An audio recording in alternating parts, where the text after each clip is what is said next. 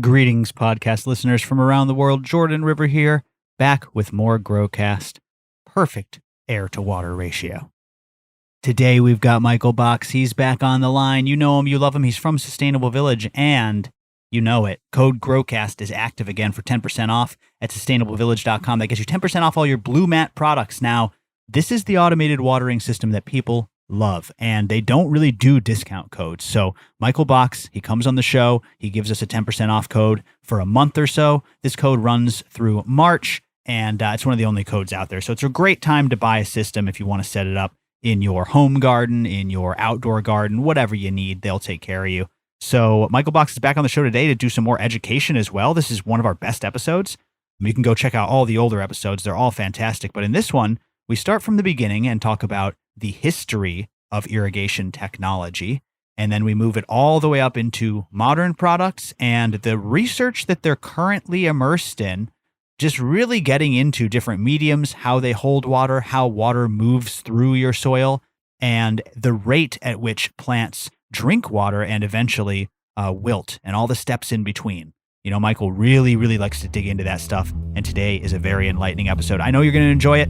But before we jump into it, quick shout out to AC Infinity. That's right, they make the best grow gear on the market. ACinfinity.com, code GROWCAST15 saves you 10%. That is the maximum discount. We've had the code forever. We've been partners with AC Infinity for years. And why? It's because they make the best tents you can get your hands on. They make the best inline fans, the best oscillating fans. They make really, really great quality accessories like scissors, pots, ratchet hangers, and things like that. And now they also have lights. They've got the ion board and now the ion frame bar style. Really, really great stuff at AC Infinity. Get the whole grow kit you've been after. You know, you can get a 3x3 kit, a 5x5 kit. You know you want another one. Just go ahead and pop over there. Use code GROWCAST15 always at checkout for the max discount. And thank you for supporting us and AC Infinity. We love them so much. They make our favorite grow gear out there. I'm looking at 2 AC Infinity tents in my biodome, and you won't regret grabbing one. Use code GROWCAST15 at acinfinity.com. Thank you to AC Infinity. All right, let's get into it with Michael. Thank you for listening and enjoy the show. Hello, podcast listeners. You are now listening to Growcast. I'm your host, Jordan River, and I want to thank you for tuning in again today. Before we get started, as always, I urge you, please share this show. Turn a grower onto Growcast. It's the best way that you can help us out. Or turn a smoker onto growing for the first time. That's the best way that you can help us on our mission of overgrow. Make sure to check us out at growcastpodcast.com. There you'll find all the episodes, membership, Seedco, events, everything's up there. Huge special thank you to all the members. Today, we have a good friend of the show back on the line from Sustainable Village, U.S. distributor of the amazing Blue Mat watering system. Michael Box is back on the show. What's up, Michael? How are you doing? Oh, Jordan. Hey, doing good. Yeah, welcome back. Mr. Mayor back on the show. Yeah. Ruling over the ruling over the Sustainable Village. You know I love it, Michael. Yeah. Listen, man, you've done some really great episodes. If you're just tuning into Growcast and you're a new listener, make sure you go back and listen to the old episodes with Michael where he talks about the manufacturing and the origins of Blue Mat. There's a really great episode on the moisture retention curve. That's a really strong one. But all of them are good. Just go search Michael Box or Sustainable Village in your podcast app. They will all come up. Great stuff, Michael. You've been killing it as usual. We're here approaching spring. You've activated code GROWCAST again, 10% off at sustainablevillage.com of all Blue Mat systems. One of the only codes out there. We're very, very grateful you do this for us every so often, Michael.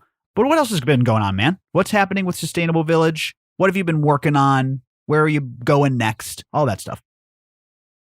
Well, let's see. I mean, we've kind of gotten going this year pretty busy. There's been some pretty large projects that we're working on. I just finished one up in the kind of ag sector. It was down in Arizona. And there's another, we just did a really large project with a big multi-state operator out of Missouri, actually, and did like 100,000 square feet of indoor facility Jeez. there. Yeah, I had to kind of re-engineer and resupply a whole facility. So those are kind of some of the projects that just came off my plate. We're getting kind of geared up for the spring. Going to do a few events coming up. We've got a couple trade shows. We're going to go out to Minnesota, I think, in, let's see, that'll be in late April for the Lucky Leaf show. So Oh, anybody's in cool. I wanted Minnesota. to go down to that one, man. Isn't it funny, Michael? You're on a cannabis tour now, doing your job and doing events, and you're going to Missouri and Arizona and these are like the new places, man. I love to see it. What can I say? Yeah, absolutely. So yeah, I think that show is in Minneapolis in late April. I think we're gonna have one of our guys is gonna be out at NECAN in Boston, hanging out with. He'll probably be hanging out at the Build a Soil booth, I believe. But what I'm really excited about for like events coming up, Grassroots Fabric Pots, who's a kind of partner of ours, and kind of friends of ours, are putting on the Soil Life Summit. It's out in Pahrump, Nevada, just about an hour outside of Vegas. And it's on a small market garden, kind of regenerative farm that's owned by Steve Cantwell, Green Life Productions. Some folks might know him. And it's going to be a pretty cool setting. It's a 3-day event, March 6th through the 8th, 7th through the 9th is what it is, March 7th through the 9th. There's going to be a ton of speakers there. We're going to be going out there to do, let's see, I've got a team here of other design guys that work with me. It's really myself, Izzy Becker, and Cooper Didier. Your team is cool, man, and Izzy in particular, all knowledgeable. All you guys are knowledgeable. Yeah. But Izzy is a good speaker as well. Me and him were cutting it up at one of the last trade shows I hung out with you guys at. Oh yeah, Izzy can talk, and he's got a lot of great things to say. And in fact, he's going to give a presentation at the Soil Life Summit, and then Cooper and I are doing a couple-hour workshop there just on blue mats. Cool. Where we're going to build some systems and kind of go through best practices, SOPs, kind of all of our new techniques that we're doing with we can kind of get into this later, but with the preset carrots, our carrots are coming out of the factory preset now, so That's you don't have to do any adjustments. A bunch of my listeners have been using those and trying those out. Yeah. Yeah, so we got some cool things to say about that and how that's kind of functioning to steer plants in these biological settings. And that's great. So we're going to do a really cool workshop there. So yeah, anybody I don't know if this will go out in time, but anybody hears this and wants to jump on a last minute flight to Vegas, I'd recommend it. Yeah, exactly. I think they're streaming a lot of it too, but there's a ton of people, this Bryant Mason, the soil doctor, he's giving a keynote address. Nice. Guys from Kiss Organics are going to be up there. There's a whole bunch of like growers panels. One of them is Flora and Flame. I don't know if you guys have heard of that facility. They're out in Oakland. It's this dude, Chris Castle, kind of the lead guy there. And he's someone we've been working with for years. And we just took a tour of his facility recently. It's one of the first multi-level. It might be the first, I don't know. But it's one of the first multi-tiered indoor raised bed grows. They had a whole purpose-built building. Oh, wow. Racks and everything. Hundreds of raised beds on moving racks that are 2 to 3 stories tall. And man, I'm sad that I'm missing that one. I'm out here in the islands until April, and I would like to take a last-minute flight to Vegas. I don't know if I can make it happen. I mean, listen, if I could make it happen, Jordan River's going to make that happen. But for all the listeners out there, this is going to be dropping just around then. So if you're local or if you want to catch a flight to Sin City, go and see Michael Box and Sustainable Village up at Soil Life Summit. Very cool, man. Yeah, that's up on the horizon, but yeah.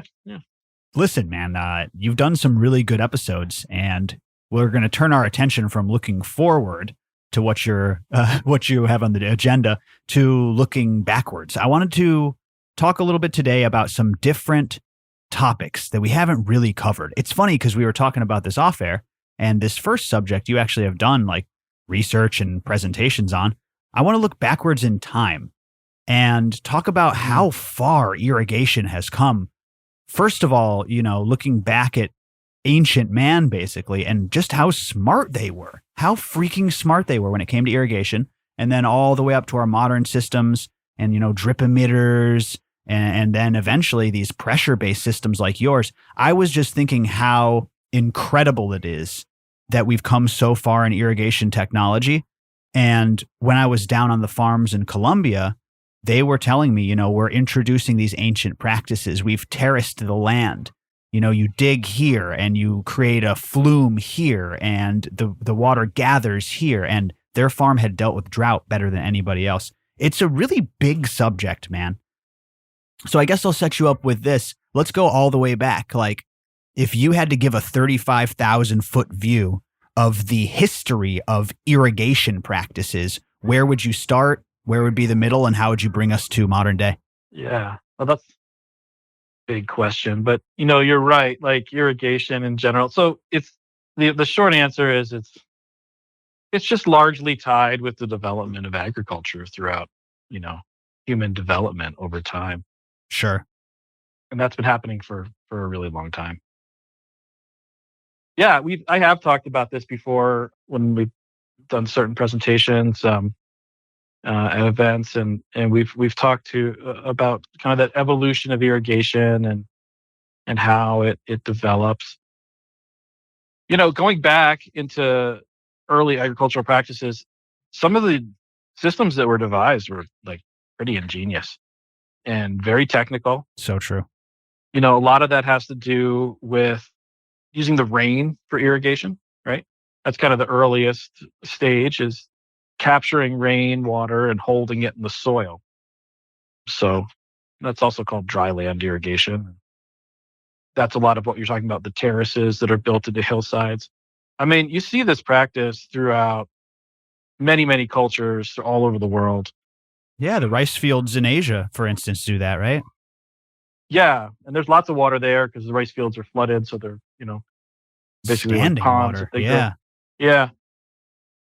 But there's this concept of building swales. Anybody that's in the kind of permaculture world is going to hear about swales a lot.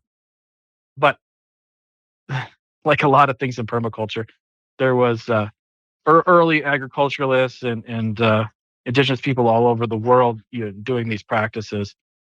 And building swales is a big one. So, essentially building berms that will slow water down as it crosses the landscape and capture it and hold it in the soil. Kind of what we're going to get into next, the physics of soil. It's amazing how these ancient people, like you said, were, first of all, so smart. Like, we don't give ancient people enough credit for just how ingenious they were. But like you're saying, the physics of soil, if you have a mountainside, if it's just a sloped mountainside, you're going to lose all that water.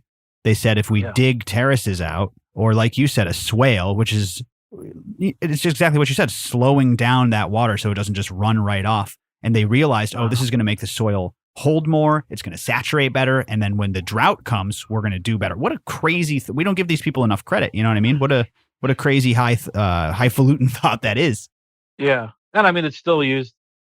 Like, we work with a lot of the kind of these permaculture designers around Boulder County for the large scale installations, and one of the first things they do when they go into these bigger projects is they do a lot of earthwork and build swales on contour. And again, that's it. Storing the water in the soil. From there you move on to flood irrigation. And flood irrigation is taking water from one place and moving it to another and flooding fields. That's really closer to the rice paddies. So they're moving water from one place through ditches and canals and flooding those rice paddies. But you see it all over. I mean, it's really common today throughout a lot of through the United States and all over the world. It's kind of one of my favorite types of irrigation in a way, just because of its simplicity and the elegant nature of just using gravity to move water around and to irrigate crops. So it's low tech in that way, and really a lot of the stuff we're talking about here is all into the agricultural space. This is what we're talking about. It's not so much the cannabis growers and the home growers and all that, but these are techniques for cheaply irrigating large amounts of land. Yeah. Not only is it cheaper, there's just less fail points. But please continue. Well, yeah. So, I mean, it's, all throughout history, the Roman aqueducts, many, many cultures have built really, really sophisticated systems of channeling water from one place to another. with some pretty impressive engineering feats for kind of like low tech cultures and societies long ago. So cool, man. I heard that the Britannians, after the Romans, thought that the Uh huh. aqueducts were built by giants. They didn't know where they Yeah. came from. They didn't understand the technology, and they would tell the explorers or whatever that came there, yeah, those were left here. They were built by giants who were here before us. That's crazy. That's so cool. But here's the thing about flood irrigation. So flood irrigation, again, we're using less energy to move water around.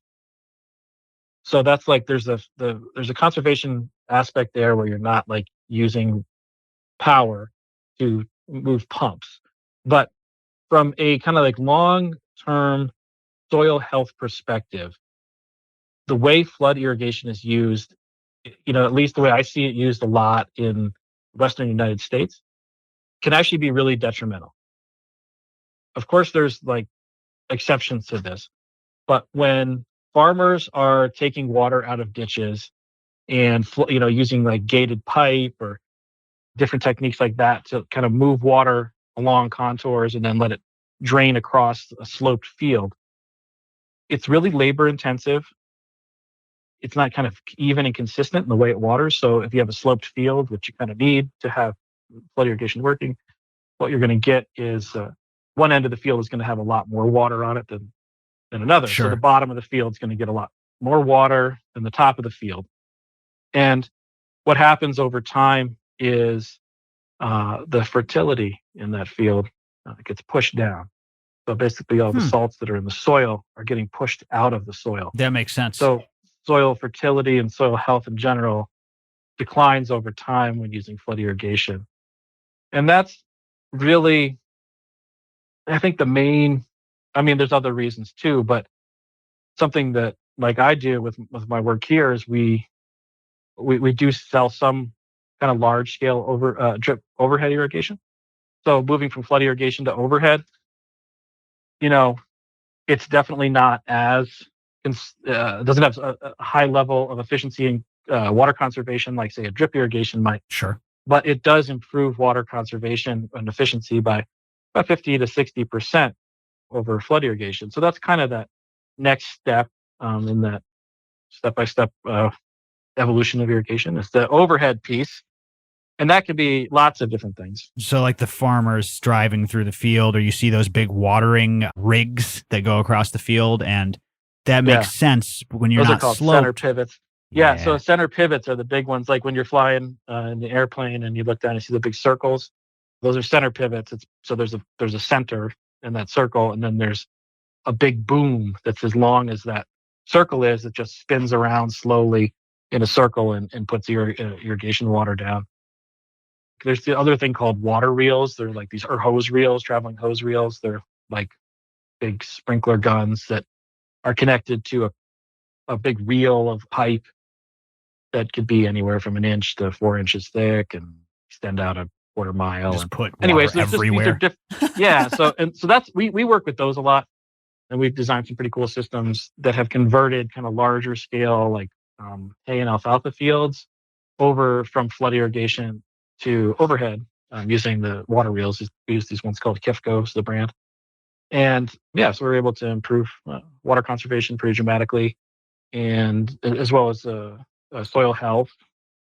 And in the projects like that, we're often working with the NRCS, federal organization that provides funding for farmers to upgrade their efficiency and improve resource conservation. No, that's So cool. they'll get funding, and we'll come in and design. Make things more efficient. Yeah, yeah, exactly. That's really cool, man. And okay, so I want to focus on something you said there about moving water and the flood irrigation basically being based all on runoff. So when you get onto the flat plain, like you said, you're not running off minerals and you're not unevenly watering, you're keeping evenly moist, which is going to be better for the microbiology in the soil Yeah, and overall yeah, improve the soil health. That is very interesting because otherwise your whole system is based off of erosion and runoff, right? That could even cause problems with runoff into waterways or something like that. It's probably easier to control on a flat plain. yeah, absolutely. That's another thing too. So anytime people are applying different kinds of amendments and fertilizers and things like that, if they're overwatering and flooding the fields, and they're pushing that down into waterways, and there's all kinds of issues that come along with poop rolls downhill, as they say. Yeah, exactly. So, yeah, no, and again, there is ways to do it efficiently. There's ways to divert, like floodwaters into fields that will bring minerals and nutrients into the soil. But generally, the way it's practiced now, it will over time leach out the nutrient profile in I hadn't the thought soil. of that. See, I love this stuff, man. I love thinking about the meta of these things and just how ingenious humans are. They were ingenious for doing the aqueducts, thousands of years ago, and they're just as ingenious for coming up with a clay carrot that reacts to pressure in the soil. I mean, essentially, it's all a application of science. Like, a lot of your job is physics, Michael. It's not necessarily like botany. You understand what I'm saying? You're measuring in M bars. That's not. Yeah. That's a measure of pressure. Yeah. No, I do know what you mean. I mean, it's a lot of it's engineering work, mechanical engineering. I myself am not a licensed engineer. We do have one on staff here. Kind of an unlicensed engineer, though, Michael. I'm going to just say it. You do it. You're right. You guys are engineers at the end of the day. Uh-huh. And I guess that the modern systems are all like that, right? You got your drip systems. You got the ones with the spray emitters. Yeah, absolutely. Everything of scale like that is engineered out. And so we're taking into account, flow rates, pressures, friction loss, velocity, everything we need to make sure a system is going to be able to deliver the volume of water that we need to in a given amount of time. And there's, lots of different kind of factors and variables. Sounds like math. Michael, that sounds like math to me, buddy. There's a lot of math. Yeah, there can be a lot of math.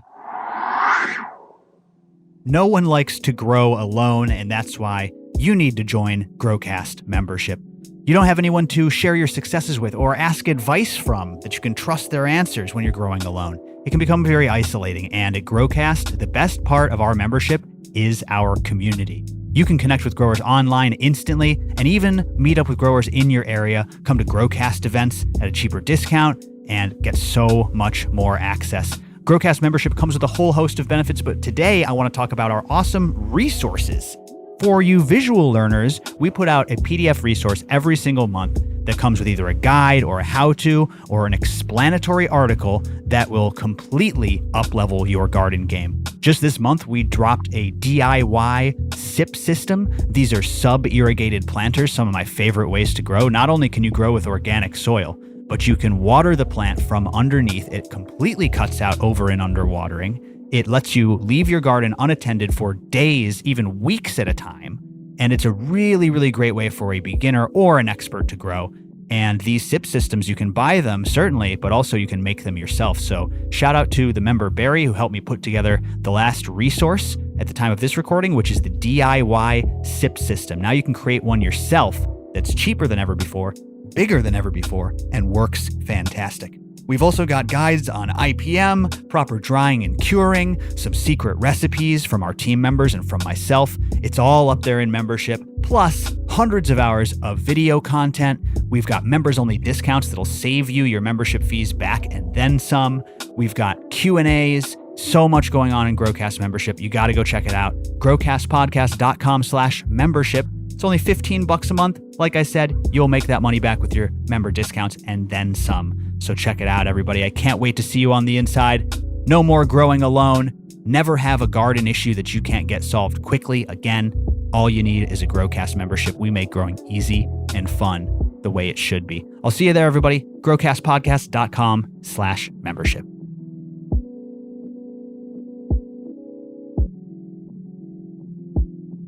Let's talk about this, man. I really want to get this in the listener's head, which is we talk about watering and we talk about the saturation of the soil. Yeah. But when you take a look at a good moisture meter, you grab a nice Blue Mat moisture meter and you get that reading in pressure, in M bars. We've said this before.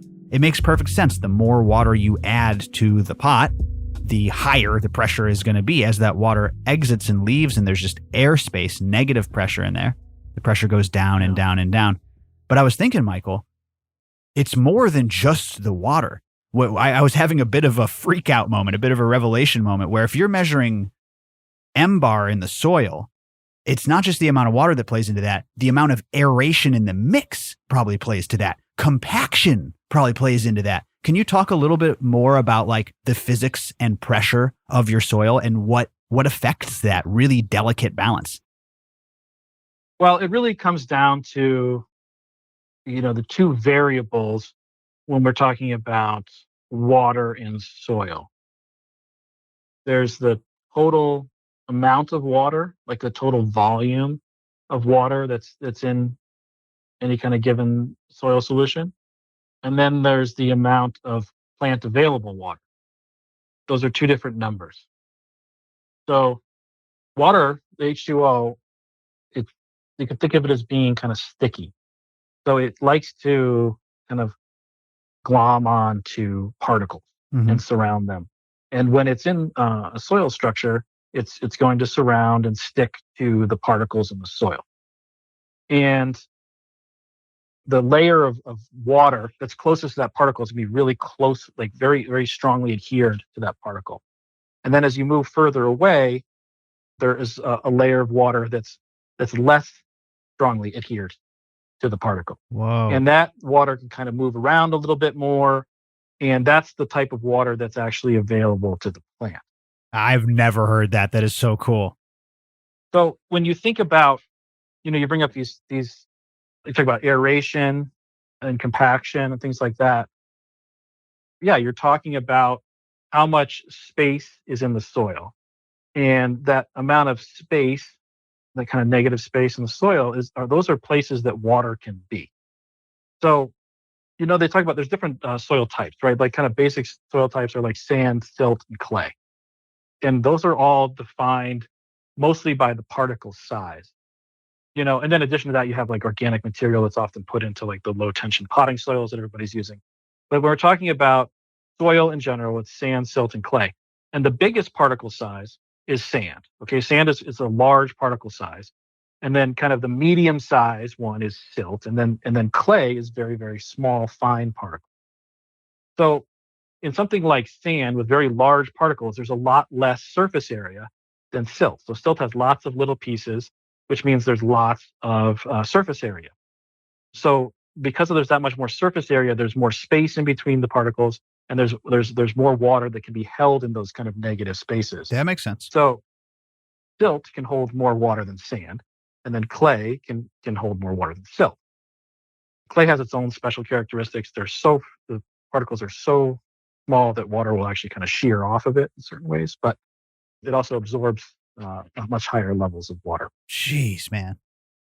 Yeah, and so we get back to that basic kind of discussion of the variables, like how much water is in the soil in total, what's the total volume versus the available, and you can kind of break that up into how we measure water, right? So the first way would be VWC, your volumetric water content, and that's like water by volume in a soil structure. If you sucked out every last drop out of the pot into a separate container, what would the volume be? Literally, how much is in there Yeah. by volume? And then there's the soil water tension. So that is kind of like what soil water tension is the water that's available to the plant. So that's what you're measuring. So when you're measuring volumetric water content, this is kind of a simplification, but you're measuring the total water in the soil. And then with soil water tension, you are measuring the amount of water available to a plant, because that's sort of that. It's measuring the amount of water that's moving. The negative space water, which I imagine, like you're saying, water clings to these types of things. I'm even just thinking about like water sitting on a table, like the cup in front of me and the condensation gathering around the bottom. I understand what you're saying about the water kind of sticking to particles and the organic matter probably like soaking up and holding on to that water. And then as the plant drinks the plant available water, that pressure probably causes it to then be replaced and dry out and vacuum out. It's all making sense to me now until it's completely dry. Yeah. It's all making sense to me now, man. Really, really good stuff. And those two things. So like, I can go to a couple different directions here, but the VWC versus soil water tension, these are the two factors in that moisture retention curve that we talked about before. Mm-hmm. So again, just to kind of step back to that, what that looks like. is you have a graph, with an x-axis and a y-axis, and that vertical axis, that's usually the volumetric water content, right? That's water as a form of a percentage, like what percentage of the soil is made up of water. And then your horizontal axis is often the soil moisture tension, which is measured in pressure, so millibars or centibars or kilopascals, units of pressure. And then when you get to measuring those, that's what tensiometers measure versus with the VWC, that's what the volumetric water measurement Right. devices measure. Anyways, with a moisture release curve or moisture retention curve, you have those two axes, and the way these curves look, it's like a graph on this chart. They'll start off really high and they'll be flat, and then they'll kind of pitch downward at a steep angle, and then they'll kind of mellow out and still be heading downward, but not at quite a steep angle, and then they'll get flat again. And this is a measurement of the relation between soil moisture tension and volumetric water content as soil dries out. Mm-hmm. Right. So if we're seeing this line is really high up on the chart and it's flat, that means the water is completely saturated, and it's starting to dry out. So it's staying flat up high on the chart. It's fully saturated. As we start to dry it out and we're removing water from it, we kind of hit this steep drop, and that's like the point of runoff. So like that's your like runoff period for any kind of different soil profile. Spilling out the bottom of the pot because it's so Yeah, full. so that's it drying out. That's it drying out, and water leaving the soil through the bottom of the pot. And then it's going to hit this next part of the graph. And depending on the soil type that you're looking at, these graphs look differently. They have different shapes. Yes, that's what I remember being blown away by that other episode. Again, guys, moisture retention curve episode. Cocoa looks different than peat and perlite. Yeah, like cocoa. Well, anyways, so it'll kind of crash down, then it'll hit this point where it's sort of a gradual decline. Now, when we get into that gradual decline, that is the ideal window for plant available water. And it's gonna, for something like cocoa, maybe the wetter end of that is what we're seeing like around, say, 30 millibars, something like that. Mm-hmm. And then drying out to like 80, 90 millibars. Now, the thing about cocoa is it'll actually kind of continuously slowly decline and be like available until there's none. And then your plant's in a permanent wilt state and doing, real serious damage. Right. Things like peat will kind of level out. It's a little bit easier to control that. You kind of have some more warning signs with a peat-based medium. Interesting. When the plant's starting to dry out. But we're looking at these moisture retention curves. We're looking at this chunk of the graph where we see available water. And, at the top of that, it's kind of like the upper, like the wet zone of where we want to be. Mm-hmm. And the bottom is like approaching, like, say, you're like maybe 3/4 of the way down this gradual decline, and that's approaching the permanent wilt point. So you never want to touch that permanent wilt point, but you are getting kind of close to it, and then re-irrigating. So ideally, when we're irrigating, and particularly cannabis, what we're doing is we want to introduce an irrigation event right when it hits that kind of the dry end of that kind of Goldilocks zone, mm-hmm. and then irrigate it up until the top part of that ideal zone, and basically just kind of cycling the plant through that. So irrigating to the point where it's at the top of that zone, and then letting it dry back down, and then irrigating it again. And some interesting things happen, like when we start to dry out the soil, like the EC increases. Mm-hmm.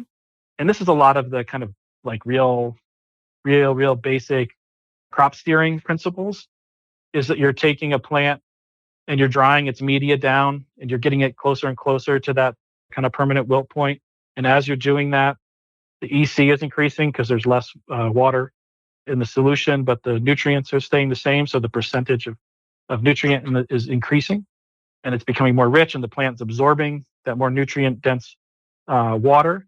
And as long as we don't take it too far where it brings up too much nutrients or dries out too quickly, then we can just reset it to that wet point again, and then again dry it out and dry it out.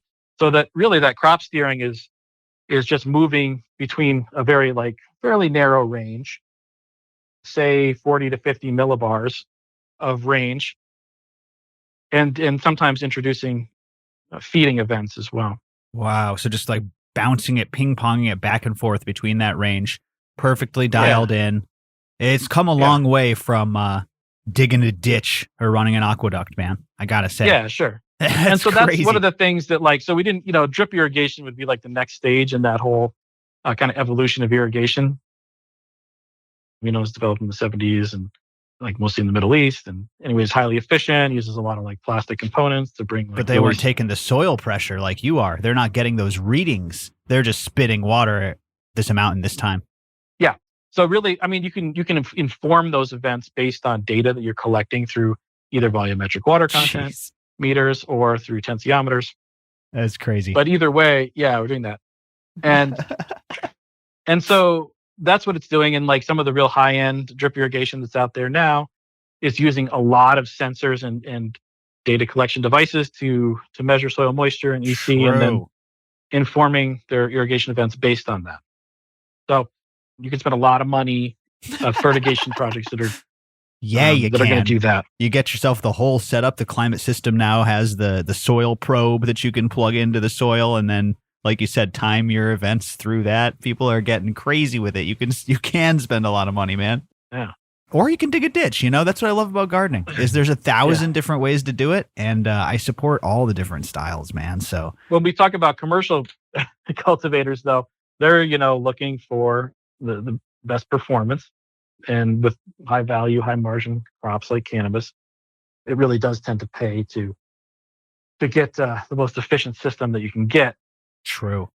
Because, doubling your yield one way or another is pretty significant. Yeah, that's right. It's beneficial to the business. You're right, man.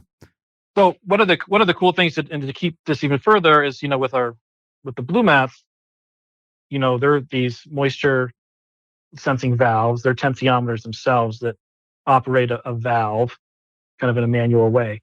And for those who've used them, you kind of see them turn on, water, irrigate, and then they turn off. And what's pretty cool is there's this window, right? So they turn on when the soil dries out to a certain level, and then they irrigate, and then the soil like gets wetter, right? And then it dries out over time, and then they turn on again and irrigate again. So you have these cycles. And that cycle that they turn on and off of is remarkably similar to the window of keeping plant available water in a soil mix. Sure. So if they are properly calibrated in the soil to turn on when you're approaching about halfway to that permanent wilt point, and then they'll water the soil to a point that's right at the top of that window, and then dry back. And effectively, it's cycling the soil through that same window of dryback, of irrigation and dryback. And there's different tricks and techniques to kind of manipulate that. If you want bigger drybacks or less, or you want to keep it more static, where we place the carrot, if it's at a 5-inch versus a 9-inch carrot, things like that. Yeah, ways to dial that in. That does raise a question though, because I know you guys are sending out pre-dialed carrots now, which is really cool. Where they're just, the cap is set on them to where you don't have to dial it in. You just literally plug it into your system and go. But I imagine you have to ask them what their media is before you send that out, right? Do you have a different dial for a cocoa grower? No, it's because, most of the folks that we're working with are either they're in some sort of low tension soil, right? Like a peat based or a cocoa based medium. Got it. They're all pretty much the same, give or take a tiny bit. Yeah, they're all pretty much that window. The window that's operational is pretty much the same for these mediums. I mean, they're not like, I know Izzy will come in here and correct me if he heard this, but they're very, very, very close. And this is the cool thing. So when they come preset, and which is the kind of like new thing that's happening here at Sustainable Village that's, really important, is we've kind of built like a new area in our warehouse where we manually preset all the carrots. And we've kind of figured out how to do that so that we can set the dial. They're marked. they'll have like a paint mark on them and in a Nice. couple different places. And then they have this protective cap snapped over the top of the dial.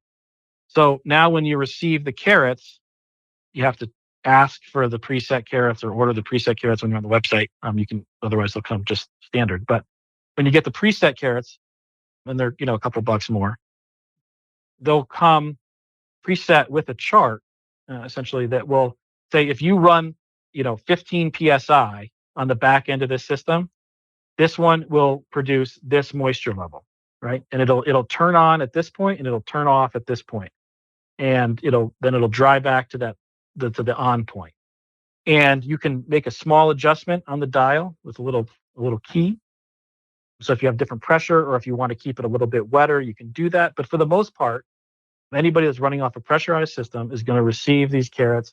They're going to soak the bottoms, screw it on the tops, connect it to your system, turn the water pressure on, and your system is now going to be just automatically cycling within that ideal kind of Goldilocks zone without doing any kind of dialing in or figuring out or learning curve on the customer's part. Set it and forget it.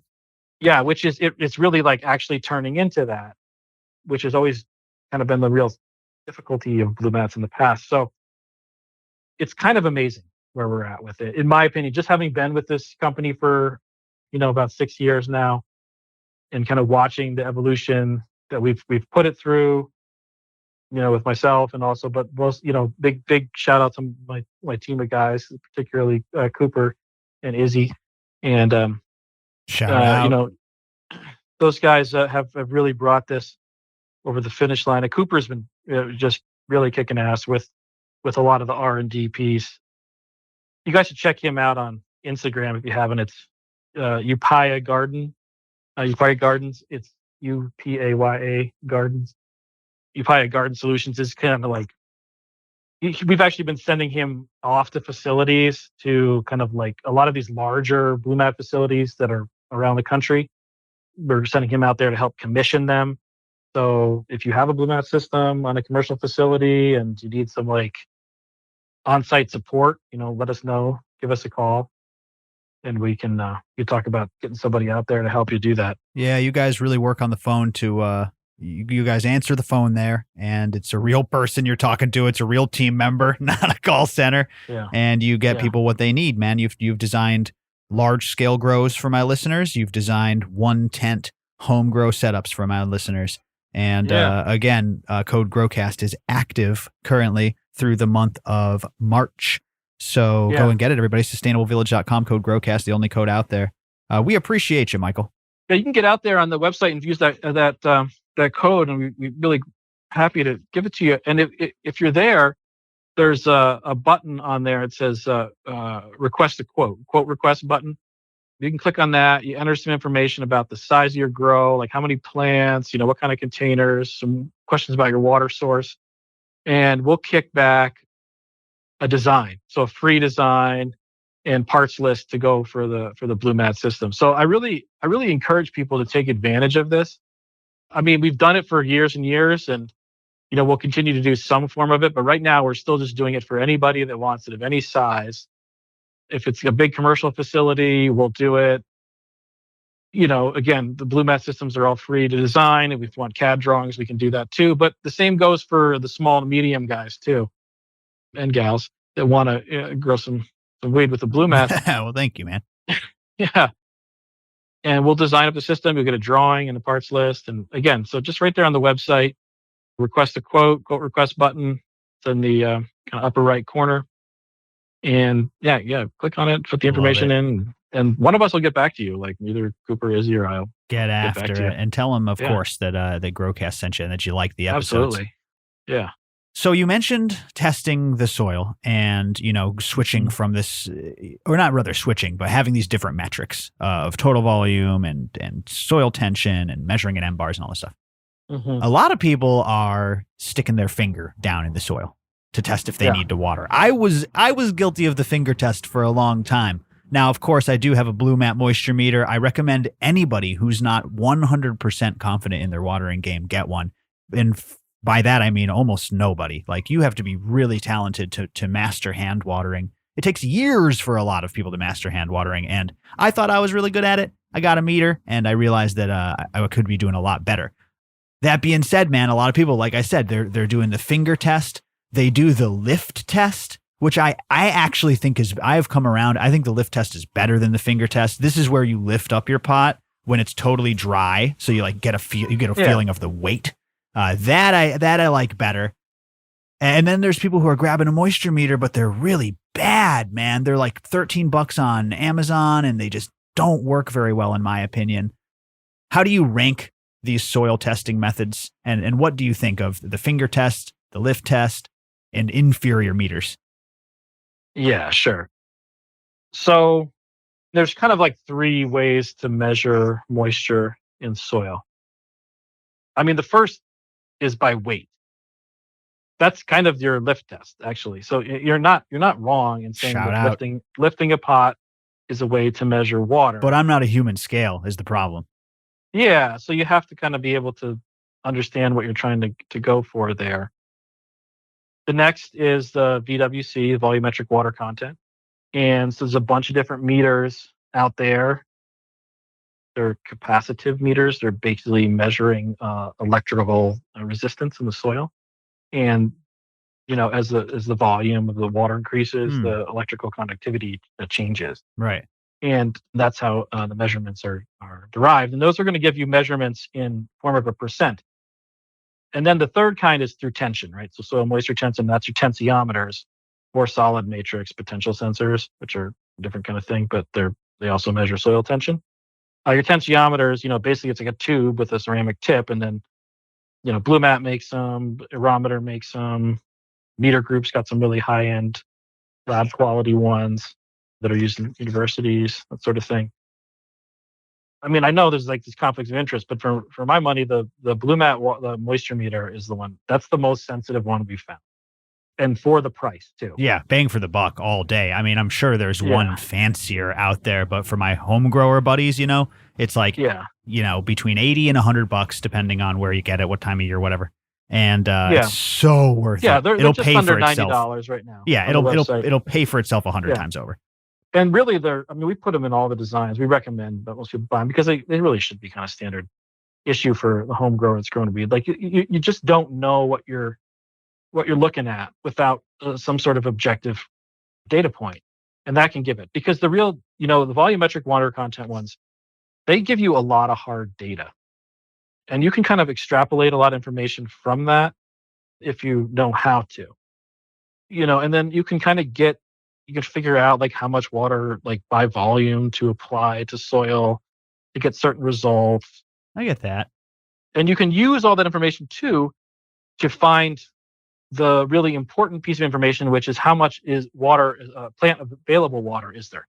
Whereas tensiometers bring you right to that number. Got it. So a tensiometer is going to bring you right to how much plant available water is in the soil. So when you're measuring those different soil types, sand, silt, clay, 40% in sand is a very different number than 40% in clay. Okay. But if you're looking at measurements through tension, like, 80 millibars in the sandy, silty, or clay-based soil is going to give you the same results, but those are going to have very different percentages associated with them also. Okay. So that makes sense. I have a question about the ones that measure the water content through electrical conductivity, though. Won't that change drastically depending on what I'm fertilizing with? I think it's more has to do with like the resistance, like the amount of water, the electrical resistance. So less the conductivity itself. Yeah, I don't think it does. Yeah, I'm not, but I'm first person to admit my blind spot, so I'm not 100% sure on that. But what I'm saying is that I don't believe so. No, the pressure seems like a better idea. It seems like a better idea to measure to me. Well, it's the data that you really want. It's giving you the data that you really want, which is how much plant available water is in the soil. Sure. And again, that's what most people are really concerned about in the long run. Yeah. And all I know is I see a lot of growers use a lot of different products, man. And those cheap 2-prong, I assume they're testing some sort of conductivity because, like you said, because they have 2 metal prongs. Yeah, I mean the cheap ones. Yeah, the cheap ones. They're awful. They might as well not use them. They're garbage. They measure in like low, medium, and high. Low. Yeah, I Water's mean, low. there's some cheaper ones out there. Like I've seen those like Eco Wit ones. Like they used to be really kind of cheap, but I think they're maybe getting a little better. And they have like cool apps that come with them. Those are kind of your like kind of entry level things. There's like like Blue Lab or Pulse. I didn't know Blue Lab They made one. make some of the kind of better VWC ones. And then like the best VWC ones are Meter Group has some Arroyo, but they're real expensive, and they're using a Oh, lot of interesting. Yeah, Arroyo was we were in talks with them. It's interesting. I hadn't heard of them, and now you bring them up. But I appreciate that, dude. That's cool that you're like giving a honest assessment of like what the field is like. yeah. There's a lot of stuff out there. I mean, yeah, there's tons of stuff out there. Yeah. And Yeah, for like I said, from poking your finger down in the dirt, which I guess is what the world's most um, low tech, not a tensiometer. I guess it's more volumetric. I mean, I think it's pretty subjective. Feels wet though, you know. I don't Yeah. like the soil. I don't like the finger test because sometimes, especially in a mix that isn't totally even, water sits down lower in the pot, so you're just not. You know what I mean? I think that it can lead you to overwater. Anyways, it's funny, dude. It's funny to see all the different growers have their different methods. You know, lift, kick the pot, or turn on their soil meter. I've seen it all. Yeah, sure. Yeah, like I said, I mean, like if you know about what your pot is supposed to weigh, You're a fan of the lift test. I'm holding you to it, Michael. I'm just saying it's for super low tech it works, but really, I mean, to get to get those results where you're circulating between those high and low limits of plant available water and really driving the water cycle, having that tensiometer is the data point that is going to give the best results, because what's happening when you're doing that, when you're moving from like that within that window of wet to dry to wet to dry, you're giving the plant these kind of generative cues, right? So like as that plant starts to dry out, this is like the advantage of the dry back thing, right? Like you're drying it out a little bit, and the plant's all of a sudden starting to, feel like the not stressed, but the beginning of stress. That like it's basically introducing the concept that stress exists, and we want to do that. We want to like remind the plant that stress does exist, right? And it could be there. It could be there at some point. And then we want, as soon as it kind of starts to understand that and know it, and this is really, like humanizing a plant, but as it starts to like know that or experience it, to understand the existence of, impermanence and suffering in the world, then we give it water and bring it back up to the top of that cycle. And so we're just kind of introducing that concept of stress, and it's creating these generative cues to produce flower, to induce flowering. And there's different things we can do, right? Like we can have a longer stretch of dry, that we can dry it down longer if we want to during the flowering cycle or at transition, or while we're in if we want to introduce vegetative cues, we'll keep it at a much more narrow cycle. So we're only letting it get a little bit dry and then wet, and a little bit dry and a little bit wet. And then that way that's keeping the plant in a vegetative state. And then when we extend that drying out period, that's when we're getting more of the generative cues that will induce flowering and promote fruit set. That's really cool that you can automate that ping pong. Yeah, so that's all there. Like that's all there within the realm of irrigation, and the science is there. And I mean, a lot of it's ongoing and new, but it's there, and you can do it different ways. And I mean, the thing is, you can do that with computers and data and high-end electric controllers, and you can do it with the blue mats, and they kind of do it on their own. Or you can do it with just physics, like what we were talking about with ancient man. Like I don't know, man. I think it's really cool that you can use gravity by elevating your blue mat bucket, and then it goes down without a pump, without needing to be plugged in, without anything, into a porous clay carrot that's perfectly crafted to withstand a certain amount of pressure. That is so cool for like non-electronic technology. It almost reminds me how we're going to high quality hash rosin as consumers, and less away from like the solvents. Yeah, the solvents were like, magical chemistry, trichome pulling machines. But now people are going back to what? Heat and pressure. Heat and pressure. The same heat and pressure that people have been using for thousands of years, just applied in a different way. So I love to see ancient concepts evolved into modern tech. It is so cool. No, I was thinking the same thing as like before the show. I was like thinking about that concept of like biomimicry, like taking kind of like natural phenomenon and understanding the principles and then engineering it into like modern devices. Totally. And in a lot of ways, that's what's happening, with the blue mats.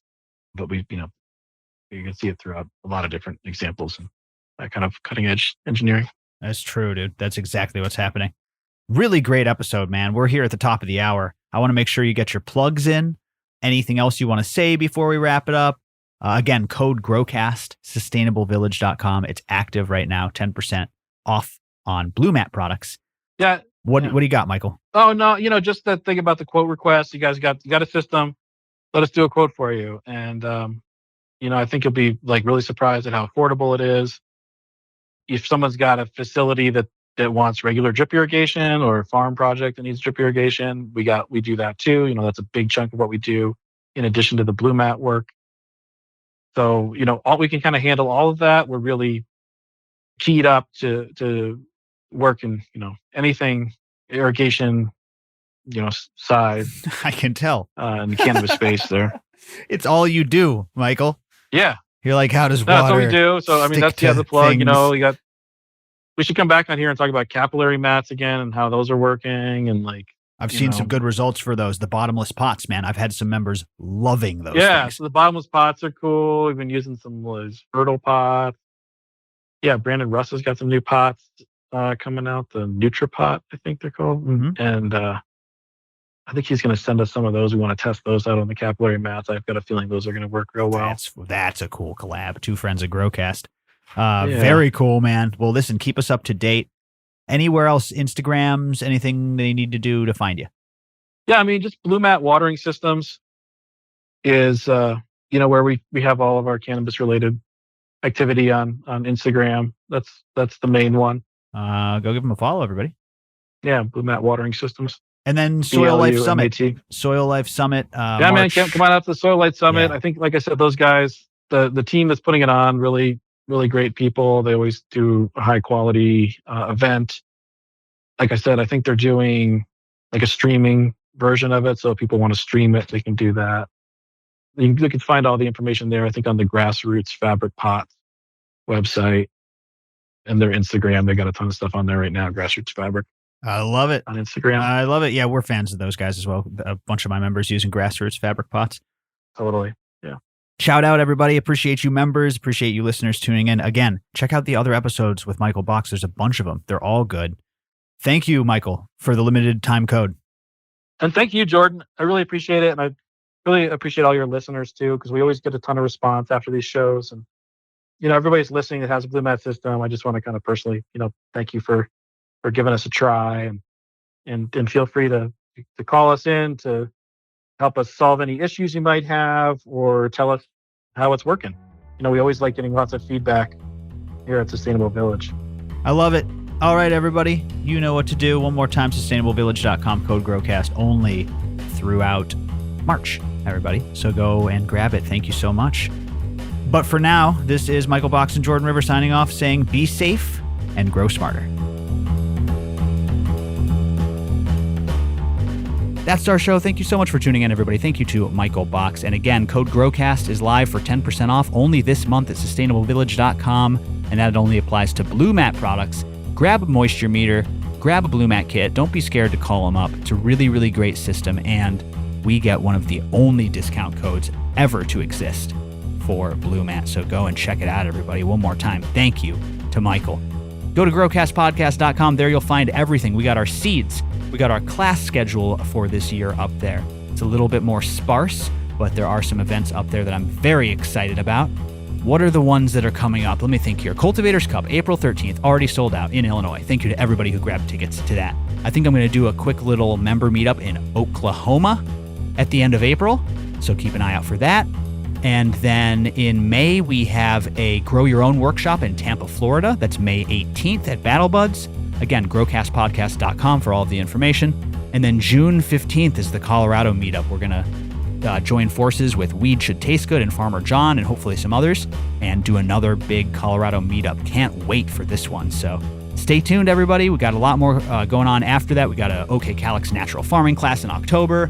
We got one Pestapalooza, one breeder class.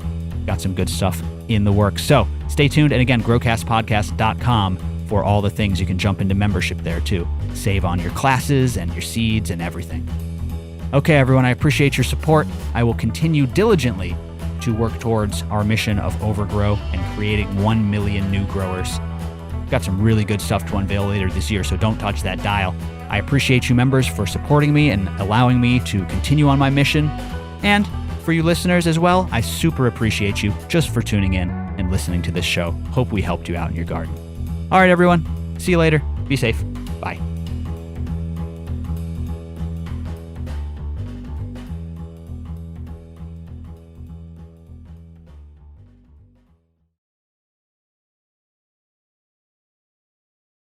But either way, yeah, we're doing that.